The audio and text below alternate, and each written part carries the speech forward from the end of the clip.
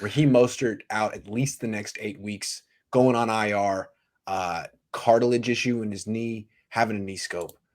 Let's start right there.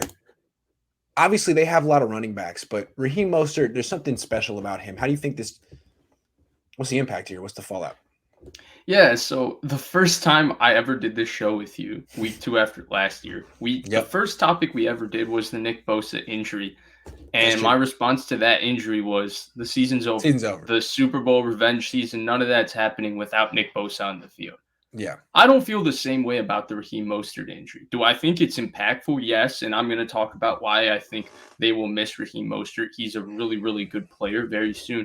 But I do think that they have enough running backs, they have enough depth, and they have a good enough run game in general where they should be able to be a very, very good offense. And I don't think Raheem Mostert is the player that makes or breaks their Super Bowl aspirations or whatever the ceiling of this team is. Do I think it's impactful? Yes, and I think it's impactful in a different way. I do think they're going to have to find a different way to bring an explosive element to their offense. And I think they might need to incorporate it through a different method. But Mostert was the one guy on this offense that could be the you have the ball in your own 10-yard line and he can take it 90 to the house. And Kyle Shanahan is coveted that kind of speed, whether it's at running back or receiver, somewhere in his offense at times and utilized. In Washington, it was Aldrick Robinson, who he brought back with the 49ers. The first year they signed Marquise Goodwin to play that role. Travis Benjamin was that type. So they do need to find, to me, maybe Elijah Mitchell is that guy. Though I do think when you watch him and Mostert back to back, it's quite clear how much more explosive Mostert is, even though Elijah Mitchell is very explosive. Mitchell reminds me a little bit more of Matt Breida. I think that would be my comp too. I mean, Matt Breida averaged 5 yards a carry in the Yeah, NFL. and He's a I good think he player. has the Yeah. same body too. Yeah. Super cut up 205, like super cut up Yes, 205. exactly. And Yeah, runs very hard. May not have this as good a vision as Raheem Mostert. Mostert's ability to see the hole is uncanny. yeah. He's great at that. He's And I think his ability to decelerate and reaccelerate is really what makes him special. If you notice Mostert, he's not this Le'Veon Bell patient running back where he just stops, but oftentimes he's he kind of kind of coasting in lets the third gear. hole develops and Yeah, and then then he boom. explodes. And when Yeah, he explodes, that's where he beats a linebacker because the linebacker wasn't it's able to true. feel that explosion, even though he saw the same hole His develop. first 5 steps are almost kind of like 60%.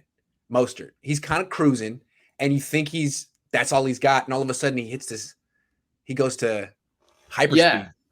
but I think the one thing Mitchell did do better, like Breida used to do better, is I think he breaks more tackles and wins more collisions in the hole.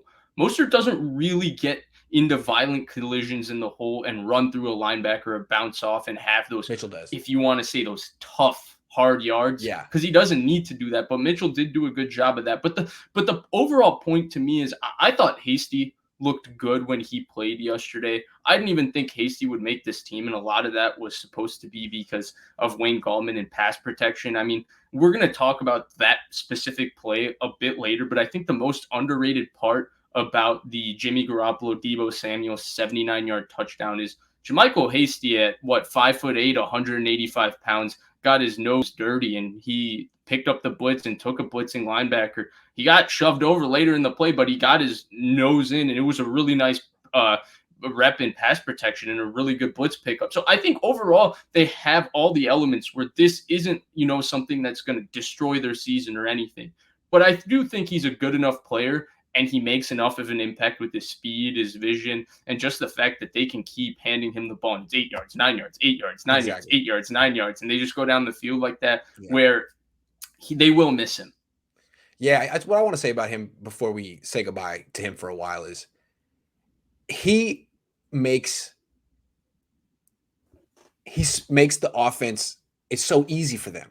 Like they don't need him. Mitchell's very good. They'll be okay without him. But I mean, Mitchell, I don't know if he could do what Mostert did in the NFC Championship game. Like Mostert just gives the Niners an element of their offense that when he's healthy, it's almost unfair.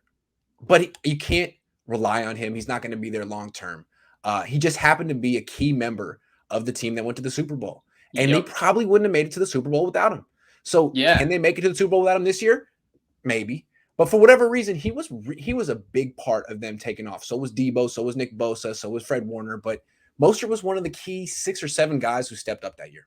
And this offense obviously has a lot of complexity, and there's been a lot added to it. But the bread and butter of this offense really is the outside zone run play, Right. and the That's him. guys that really make that play happen are the Trent Williams, McGlinchey, the Kittle Kittles. Right? They and block him. it really well. Yeah. It's their day one install, first run play they install, but Mostert is the best in the NFL at running outside zone. He's just Agree. really good at it. And that's what I think you mean. It's just that Yeah. their bread and butter, they Right. can always go back to in a bad situation. All right, let's run outside zone with Mostert. All right, we got 8 yards. Now we're in 2nd and 2.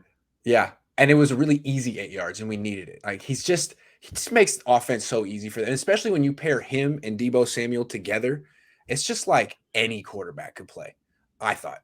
But now they're not going to have Mostert for a while. They should have good backups. It'll be interesting to see Trey Sermon do his thing. He didn't get an opportunity. Steven says, let's talk about how stupid Kyle was for not subbing in Trey Lance to run 2 out of his 3 appearances. Let's talk about how the team got relaxed. Team did get Wait, relaxed. what? It was weird how the Niners almost, if they had lost this game, it would have been one of the biggest collapses in NFL history. 24 points. Oh, With, it would have been pathetic. 2 minutes. They had a 24-point lead with 2 minutes left. 2 minutes left. It was kind of similar to the Detroit game they played in 2018. They were up like 30-13, and Detroit wins that game if it wasn't for an offensive pass interference. Right. Or a defensive pass interference holding something. I forgot what it was. Somebody held George Kittle. Yeah. When Garoppolo threw a pick six. Kendrick Bourne ran the wrong route. Was it Diggs? I don't know who it was. It might have been Diggs who had the pick six. It might have been Diggs. But yeah. Oh, I forget who it was. Anyway, it was some DB on the line.